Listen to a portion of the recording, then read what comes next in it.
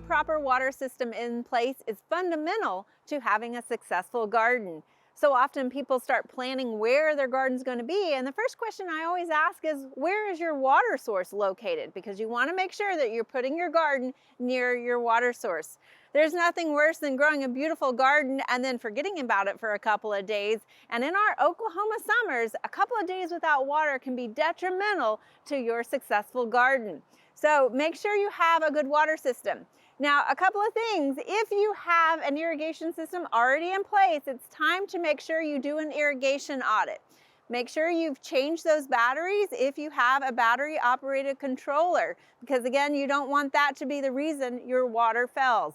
The other thing is, go ahead and run the cycle. Even though you might not need the irrigation just yet, run it so that you can ensure that there are no leaks in your system.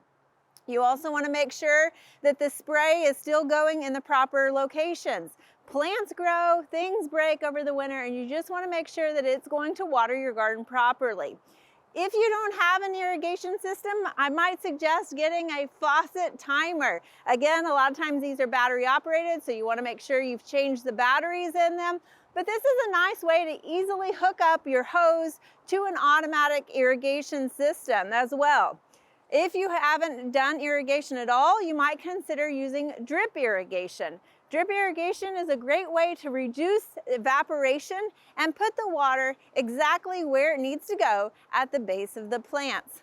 The other thing is, you don't want to forget about your containers and hanging baskets. Usually they're much smaller, and so they're going to dry out faster. Also, a lot of times they're either elevated or even hanging up in the air, and so they're going to be exposed to that higher ambient air temperature as well as the wind, causing them to dry out faster. In fact, it might be a good rule of thumb to check those daily if you don't have them on an irrigation system. But another simple fix to that is to check into getting a container irrigation kit. These are kits that you can easily adapt to your system and incorporate your containers and your hanging baskets into your irrigation system, making them a little bit easier as you go into those hot summer days. Now finally, if you don't have irrigation at all and you're relying on a hose, make sure that you're putting your garden somewhere that it's easily visible and accessible with a hose. If you have containers, and don't put them by your front door if you're always entering your house through your garage, because you're never going to see those containers until it's too late. Put them maybe by the back door where you frequently come in and out of your house, so that daily you see that visible reminder that it's time to water your garden.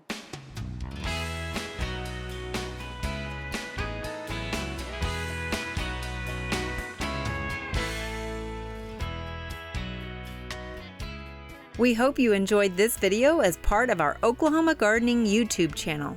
You can also find even more videos on the OK Gardening Classics YouTube channel. And join us on social media for great gardening tips, photos, and discussion.